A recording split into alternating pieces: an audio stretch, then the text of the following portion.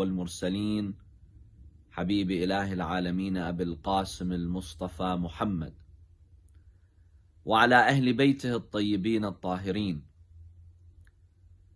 Respected brothers and sisters, Assalamu alaikum wa rahmatullahi wa barakatuh. I offer you all my sincerest condolences on the martyrdom of the sixth Imam of Ahlul Bayt, Al-Imam Ja'far ibn Muhammad Sadiq salawatullahi alayhi. We commemorate the martyrdom of Al-Imam Sadiq alayhi salam on the 25th of the month of Shawwal. The month of Shawwal is the 10th month in the lunar calendar, the month that comes after the month of Ramadan. In the year 148 after the Hijrah, Al-Imam Sadiq alayhi salam, at age 67 or 68, passed away as a shaheed, departed this dunya and went back to his Lord as a martyr. We commemorate the legacy of this towering figure. Al-Imam Sadiq alayhi salam is indeed an amazing towering figure in the history of Islam and in the history of humanity. Every single Muslim today is indebted to the knowledge, to the efforts and the contributions of Al-Imam Sadiq alayhi salam. Let's briefly examine the life of this amazing leader. Let's briefly take a look at the legacy that he left behind for us. Through the legacy of Imam Sadiq alayhi salam, we understand Islam better. We understand the Holy Quran better. We understand the Sunnah of the Prophet Muhammad sallallahu alayhi wa alihi better. And we are closer to Allah subhanahu wa ta'ala if we go to Allah through the legacy of Imam Sadiq alayhi salam, through the teachings of Imam Sadiq salawatullahi alayhi. Al-Imam Sadiq alayhi salam was born in the year 80 after the Hijrah, on the 17th day of Rabi' al-Awwal. Now the first month in the lunar calendar. This day is very special because it also marks the birth of Prophet Muhammad sallallahu alayhi wa alihi, according to a number of narrations. And Imam Sadiq alayhi salam was born during the era of the Umayyad dynasty. They were ruling the Muslim lands. He lived for about 15 years under the leadership of his grandfather Al-Imam Zain al-Abidin alayhi salam, and he learned so much from his grandfather. Then after Al-Imam Zain al-Abidin salawatullahi alayhi was martyred, he lived under the leadership of his father Al-Imam al-Baqer alayhi salam. Al-Imam al-Baqer trained Al-Imam al-Sadiq in a number of sciences, specifically in Islamic law, in theology, in ethics and morality, even in the natural sciences, such as astronomy. And Imam al-Sadiq alayhi salam studied these fields under his father, Al-Imam al-Baqer alayhi salam. Indeed, Al-Imam al-Sadiq was a towering figure in the religious sciences and in the natural sciences. And Imam al-Sadiq alayhi salam is the leader of the schools of thought. Today, if you examine the fiqh and the legal schools of thought in Islam, you find that they all go back to the source and the spring of Al-Imam al-Sadiq alayhi salam. Abu Hanifa is a direct student of Al-Imam al-Sadiq. He studied under Al-Imam al-Sadiq for a number of years, learning the intricacy of Islamic law. Malik ibn Anas, the leader of the Maliki school of thought, he also directly studied under Al-Imam al-Sadiq alayhi salam. Today, many Sunni Muslims follow the fiqh school of Malik. You find them primarily in northern Africa, from Egypt to Morocco to Tunis, Algeria. They follow the Maliki school of thought. Well, Malik ibn Anas studied under Al-Imam al-Sadiq alayhi salam. And the other schools of thought were indirect students of Imam al-Sadiq. Every Muslim, therefore, today is indebted to the contributions of Imam al-Sadiq alayhi salam. Unfortunately, many Muslims throughout history have done injustice to Imam al-Sadiq, not recognizing his contributions. In fact, you find that some Sunni books of hadith, they do not narrate a single hadith from Imam al-Sadiq alayhi salam. Isn't this unfortunate? Take Bukhari as an example. Bukhari was compiled after Imam al-Sadiq alayhi salam. Bukhari narrates hadiths from the students of Imam al-Sadiq. Some of those narrators in Bukhari were students of Imam al-Sadiq alayhi salam. But Bukhari does not narrate a single hadith from this towering figure, from this man of knowledge, scholarship, and piety, from this descendant of Prophet Muhammad sallallahu alayhi wa alihi. Not a single hadith. And that just serves to show you, my dear brothers and sisters, how the Ahlul Bayt have been marginalized. How the Ahlul Bayt have not only been physically persecuted in their era, but intellectually they've been marginalized. Not a single hadith from this towering figure, from Sadiq al-Muhammad, the truthful one, the one who raised so many scholars. This is a tragedy in our history, my dear brothers and sisters. We must recognize the legacy, the achievements, and the accomplishments of this man. So, on this day, as we commemorate the martyrdom of Imam Sadiq alayhi salam, it's very important for us to know the impact of the knowledge of this amazing and shining star of Ahlul Bayt, peace be upon them.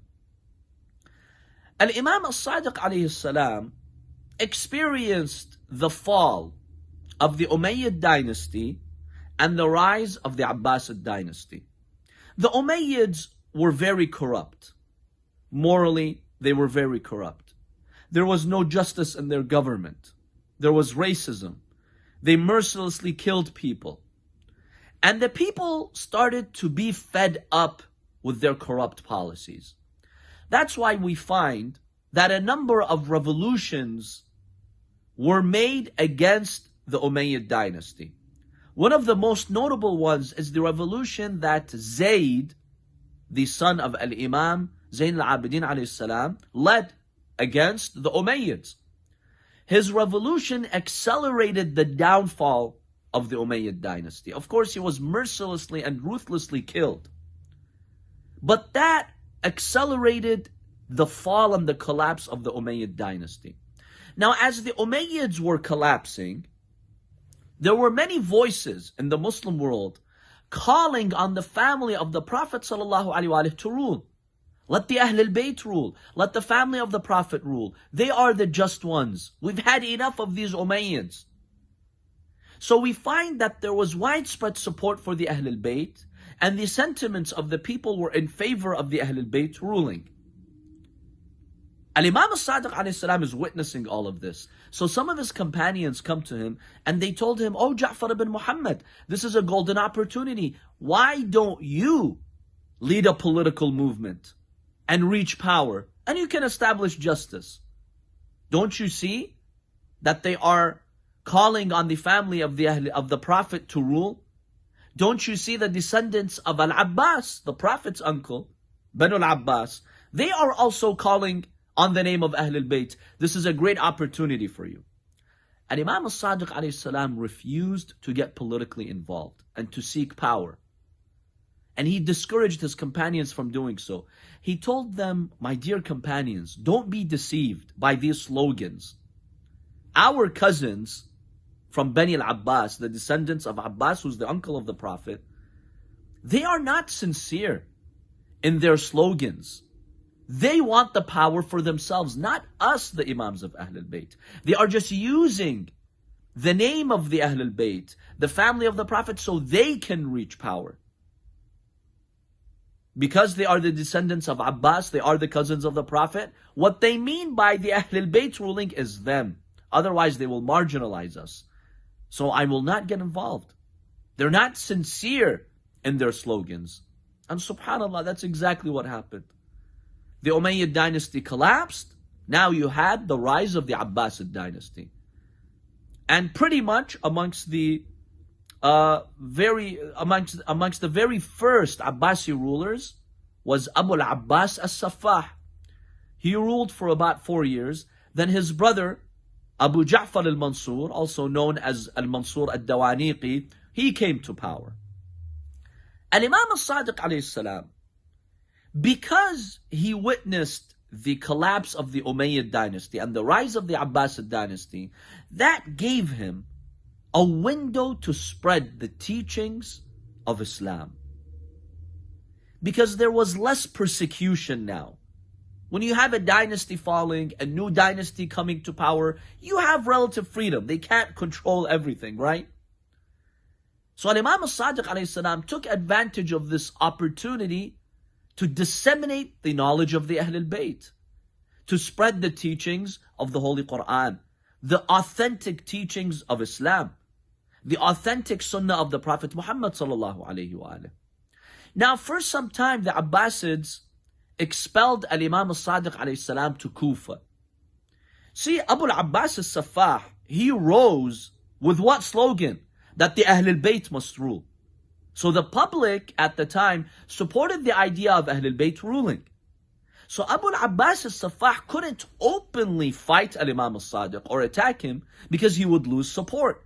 The people would have told him, what do you mean? We thought you came to power by referring to the Ahlul Bayt, and now you're killing them, you're marginalizing them, you're persecuting them.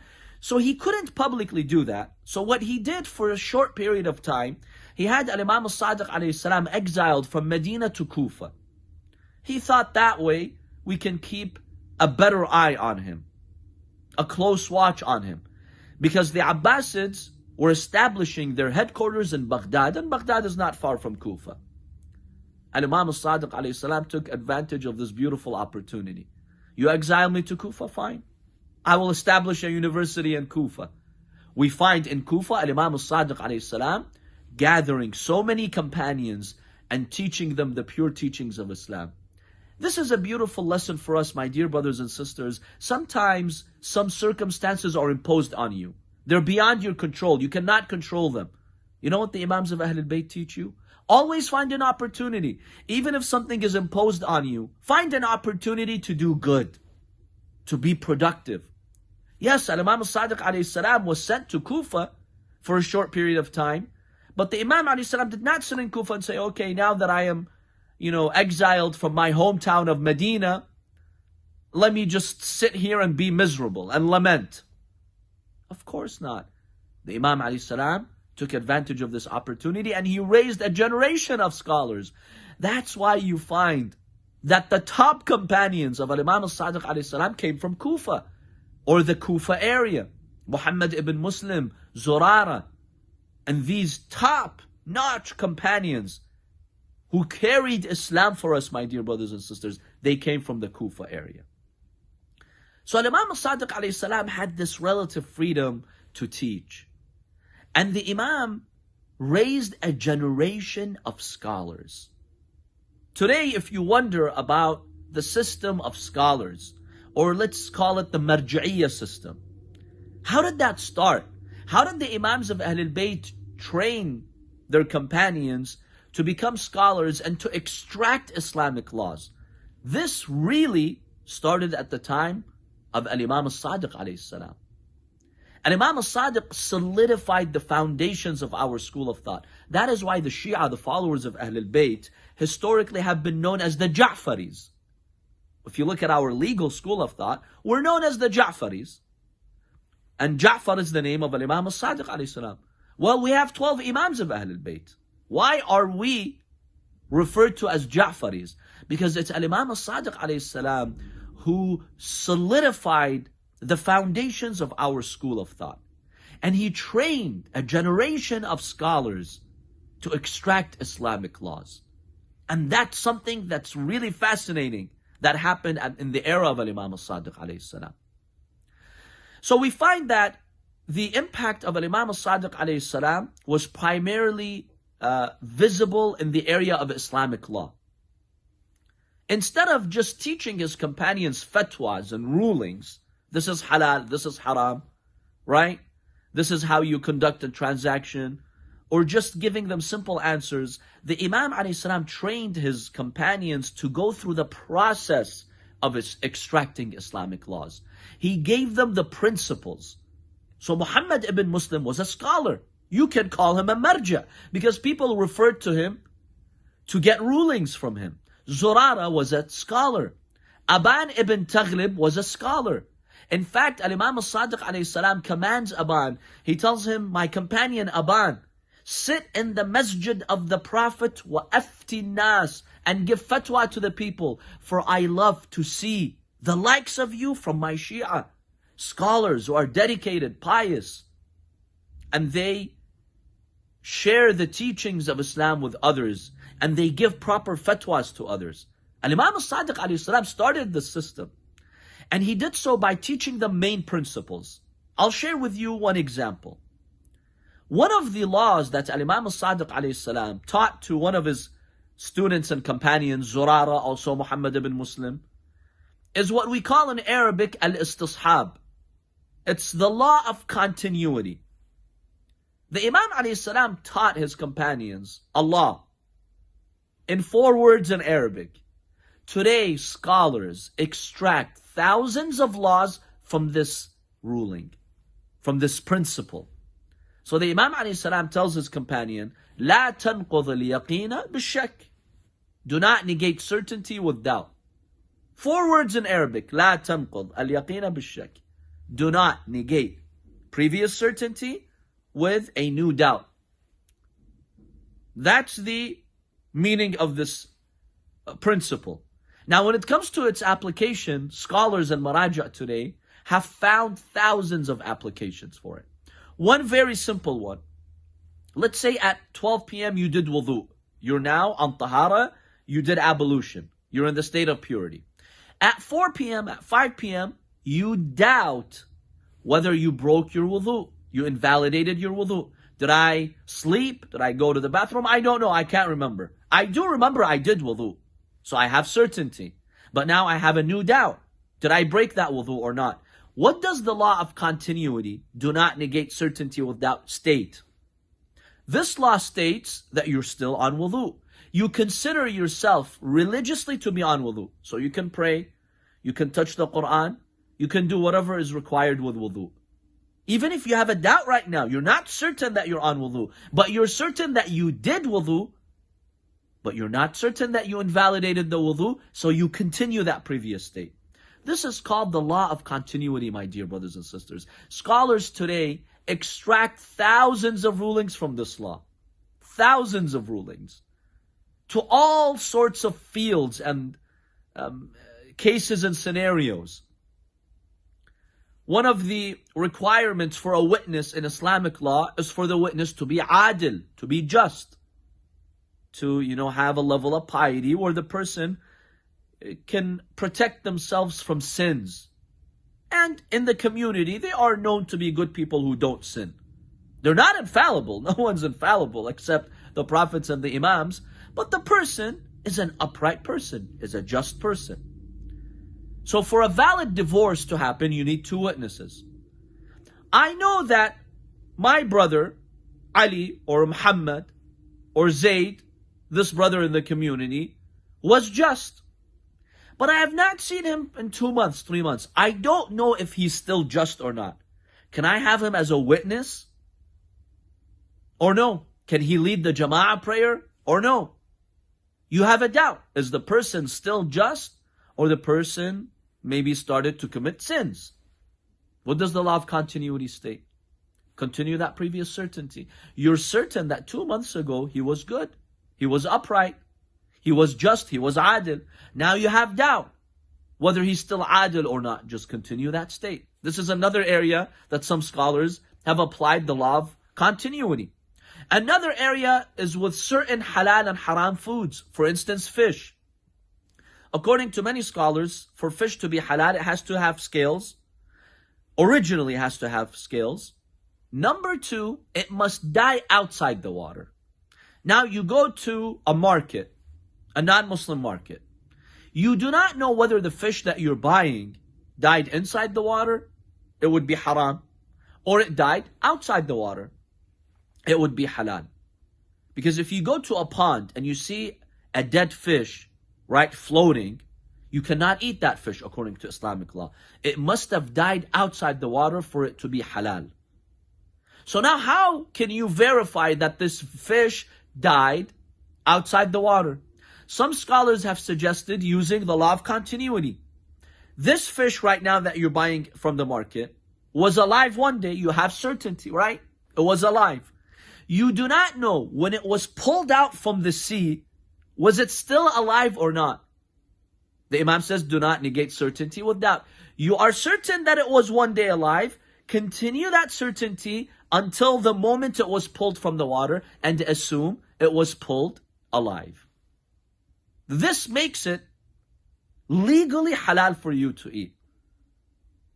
And so this law that Imam Sadiq alayhi salam taught to his companions has thousands of applications. You see how the Imams trained their students to become scholars, such that they know the principles. Even if they're presented with a situation, with a case, they did not directly hear from the Imams, but the Imams gave them the tools to give an appropriate answer for those situations. So we find that in the legal studies, in fiqh, in Islamic law, Imam Sadiq alayhi salam was a towering figure. And that's why all the Sunni fiqh schools of thought, they flourished after Imam Sadiq alayhi salam, because he was the foundation, he was the pillar. Every Muslim today is indebted to the contributions of Imam Sadiq alayhi salam in Islamic law. Another amazing area that we find in the life of Imam Sadiq alayhi salam is theology. Tackling issues about the oneness of God, the justice of God, prophethood, imamah, infallibility, the day of judgment. At the time of Imam Sadiq alayhi salam, there were many atheists. They would come and they would debate Imam Sadiq alayhi salam. If you look at the book of Kafi, and you examine some of those debates between the atheists and Imam Sadiq alayhi salam, you find that many of those debates took place in Mecca. In Masjid al-Haram, the Imam would be in the tawaf when this atheist would come and he would ask a question. The Imam would tell him, let me just finish my tawaf, then we'll have the discussion. In Masjid al-Haram, look at the tolerance of Imam Sadiq alayhi salam. He would not tell him, you atheist, get out of here, why are you in the mosque? No. The atheist came to have a discussion on the existence of God. The Imam welcomed that. And he would debate them about the existence of God. The Imam trained his students to also debate them. One of the foremost students of Imam Sadiq alayhi salam in theology was Hisham ibn al-Hakam. Hisham ibn al-Hakam was a scholar. And his area of specialty was theology, was debating people in matters of theology. My dear brothers and sisters, read the debates of Imam Sadiq alayhi salam with those atheists. Fascinating debates. Fascinating debates. One day an atheist came to Imam Sadiq alayhi salam. He kept arguing. The Imam presented him proof after proof. He kept rejecting. Finally, the Imam presented him with an argument that moved this person, this atheist, and shook him to his core. The Imam told him, I'll ask you one final question. If, theoretically, for the sake of argument, we assume there is no God. I spent my life worshiping God, obeying His commands. I die, it turns out there's nothing. I become dust. And you spent your life not worshiping this God, not implementing His commands. And you die, you become dust. Now that we're both dust, have I lost anything? You said no. We're both equal. But assuming there is a God, and He has a system, and He has laws. I spent my lifetime worshiping Allah, trying my best to implement His commands. What happens to me? I will be saved. And you spent your lifetime rejecting God and rejecting His commands. What will happen to you? You're doomed. Yes, Allah is merciful, but in the end you failed the test. So what does the intellect tell you? The intellect tells you, choose that path which is safe. The intellect tells you to worship God. My dear brothers and sisters, today in Western thought and philosophy, this argument is known as Pascal's wager. He was known to bring this argument with the atheists. He's a Western scholar and philosopher. But Imam Sadiq alayhi salam, centuries before Pascal, he discussed this argument. It's mentioned in our books. It's in the book of Kafi, 14 centuries ago. I myself, once I was on the plane, traveling in Canada, when a Canadian person asked me about the existence of God. This person grew up Christian, but this person had a lot of questions about Christianity, and so this person ended up giving up the faith in Christianity, and this person rejected the existence of God. I mentioned a number of proofs with this person, and the person was very understanding. And then finally, I used this argument. This person started to shake, started to cry. I asked this person, what does the intellect tell you? This person said, the intellect tells me to indeed worship God. It's the safest path. Beautiful discussions between Imam Sadiq alayhi salam and those atheists. One day, Ibn Abil Awja, a very well-known atheist, he comes to Imam Sadiq. He tells him, your Lord God creates? Well, I can create too. Imam told him, how? How do you want to create? He said, well, I can bring some compost, some mud, some dirt, whatever it is, and put it together, and I can create some worms. I'll put the conditions to create worms. The Imam says, okay, go do that, and then we'll discuss that. So he went, he prepared that, and worms grew, out of that substance he put together. So he brought it to the Imam and he says, see, I'm a creator too. I created these worms. The Imam said, are you sure you created these worms? Yes. The Imam says, okay, if you're the creator of these worms, I've got a few questions to ask you. Number one, tell me which of them is male, which of them is female? Ibn Abil Awja, dumbfounded. Doesn't know. He doesn't know which one of them is male, which one of them is female. I don't know the answer to that. Okay, second question. Tell me their weight. How much do they weigh? If you're the creator, you should know. He says, I don't know. The Imam basically told him, what kind of a creator are you? You don't know the gender of what you just created. You don't know the weight of what you created. What kind of a creator are you? See how in a beautiful way the Imam, salamullahi alayhi, sometimes would dispel their misconceptions. And many of them, by the way, they would embrace the path of God. After all these arguments, they would say, Ashhadu an la ilaha illallah, wa ashhadu anna Muhammadan Rasulullah, sallallahu alayhi wa alayhi. Another time an atheist came to Imam Sadiq alayhi salam, and he said to the Imam, I'm not created. I don't have a creator. The universe doesn't have a creator. I'm not created. The Imam told him, you're not created. Are you sure? He said, yeah, I'm not created. The Imam alayhi salam told him, okay, if you were created, theoretically, assume you were created. Imagine you were created. How would you look? He was dumbfounded. He put his head to the floor. He started thinking, well, if I were created, I would have color, texture, height, width, length, these dimensions. And then he was thinking to himself, yeah, these are all indications of a created being.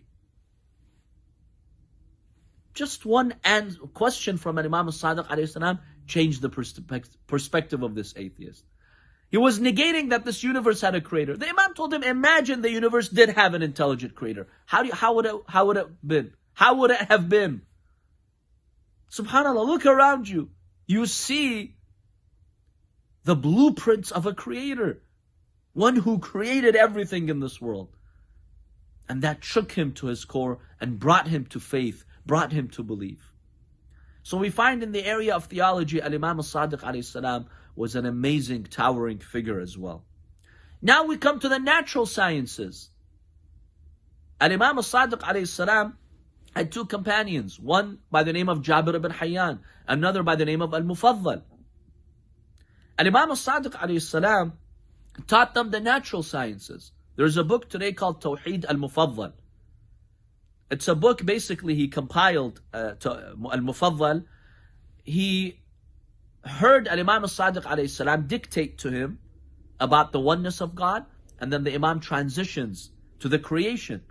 If you want amazing lessons in biology, Look at this book. 14 centuries ago, my dear brothers and sisters. When in Arabia there was really no conception of biology. The way that Imam Sadiq alayhi salam talks about it. He examines all the body parts and he tells you what the function is. What's the function of the liver? What's the function of the intestines, the heart, the eyes? Why are they structured the way they are? It's a detailed lesson in biology. And when it comes to Jabir ibn Hayyan, the Imam taught him many natural sciences, but he is well known for chemistry. In fact, chemistry flourished in the Islamic world and later in Europe through the works of Jabir ibn Hayyan. And he studied under Imam Sadiq alayhi salam. You see how the Imam was committed to knowledge, my dear brothers and sisters. Whether it's the religious sciences, the spiritual sciences, the moral sciences, or the natural physical sciences, the Imam alayhi salam dedicated his life to spreading these beautiful teachings. And we must be proud of that. Let's carry the legacy of the Imam alayhi salam. Now at a personal level, Imam Sadiq was very, very humble. Some people, when they become towering figures, when they become top scholars and community leaders and people come study under them, they may become arrogant. But Imam Sadiq alayhi salam was at the peak of humbleness. He had such a generous soul, such a humble soul. One day, one hadith tells us, Imam Sadiq alayhi salam was in the mosque of Medina. He was praying. A pilgrim, a hajj came, a man who comes to the hajj during the hajj season. He came to the masjid to pray or visit the Prophet's tomb. The man brought with him a belt carrying coins. You know, in the past, people didn't have wallets because there was no paper money. It was basically coins of gold and silver.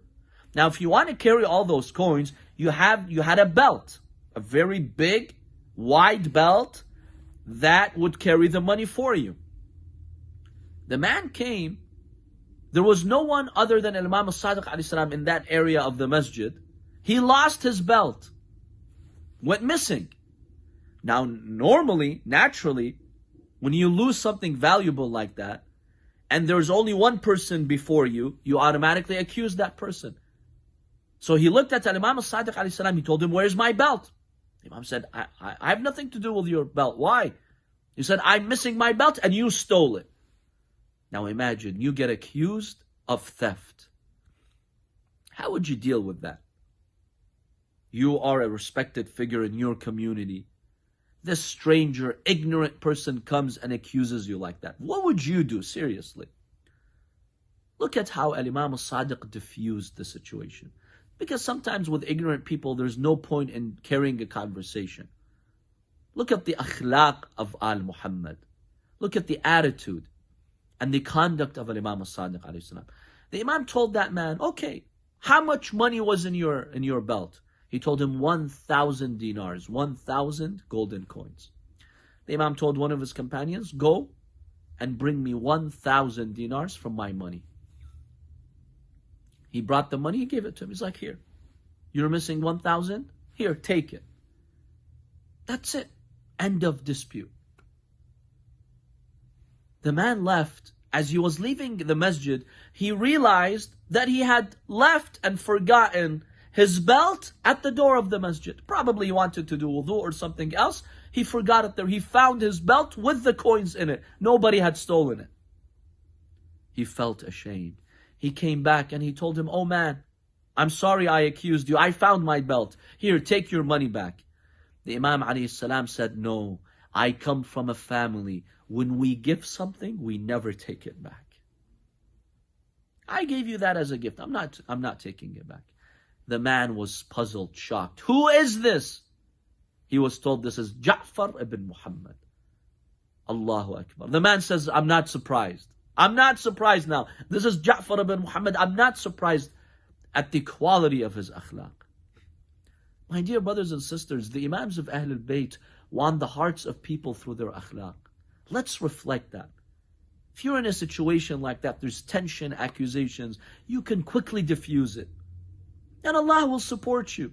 First of all, Allah shows the haqq, you're vindicated. Believe me, Allah stands with the believer in showing the haqq. And number two, You create a beautiful, harmonious atmosphere in your family, in your society, simply by following the akhlaq of Imam Ja'far ibn Muhammad as-Sadiq salawatullahi alayhi. There was so much to learn from the life of this amazing Imam as a community leader.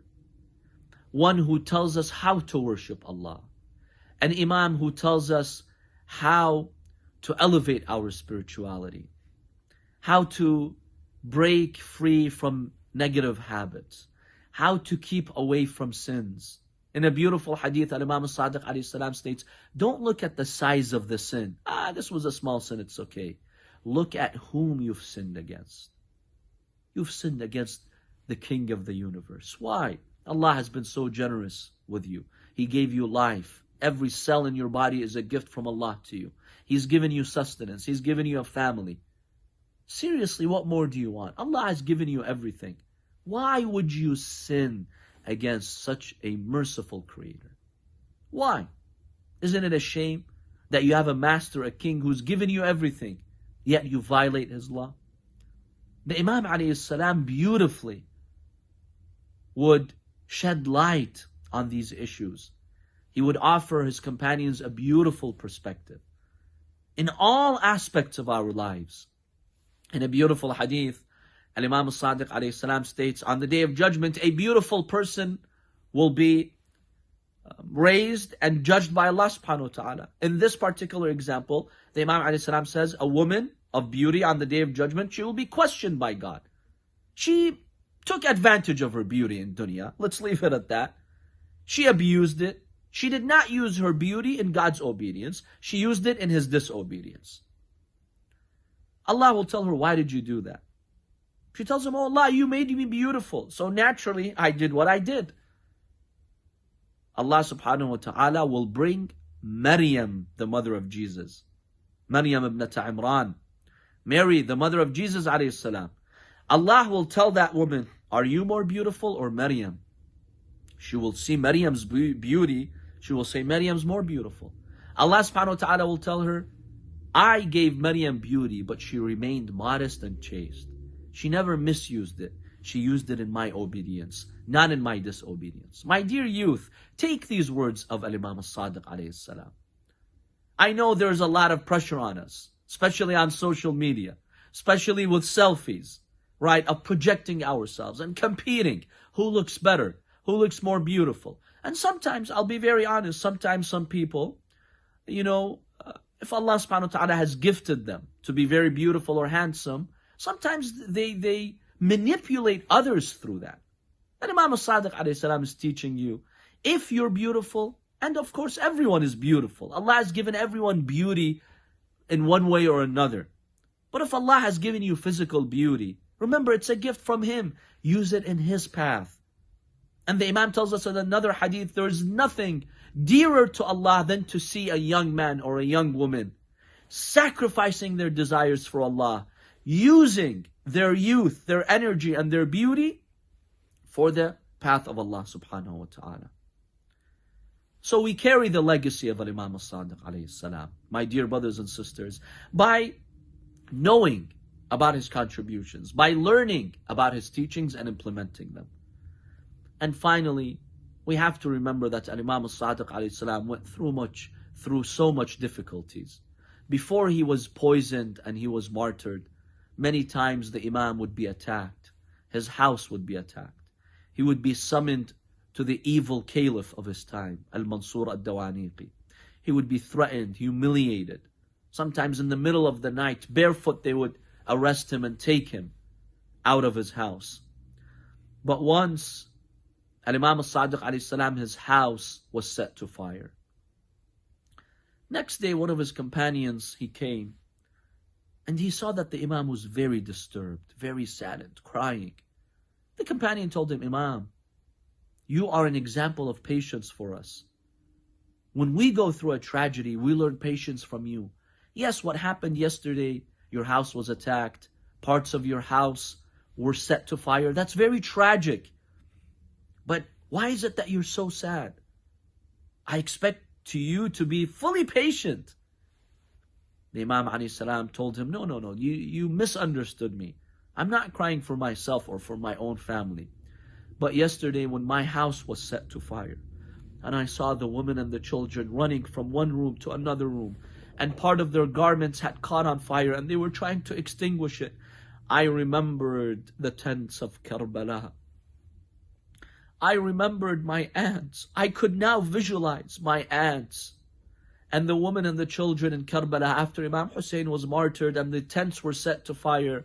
I was able to visualize my aunts running from one tent to another tent. So what happened in my house reminded me of the tragedy of Karbala, and that's why I was crying. Salamullahi alayk, Ya Mawlana, Ya Imam Sadiq, Ya Ja'far ibn Muhammad. We ask Allah subhanahu wa ta'ala to grant us some of the knowledge of this amazing Imam, to sprinkle our hearts and minds with his knowledge. And we ask Allah subhanahu wa ta'ala to grant us his intercession. Wassalamu alaikum wa rahmatullahi wa barakatuh.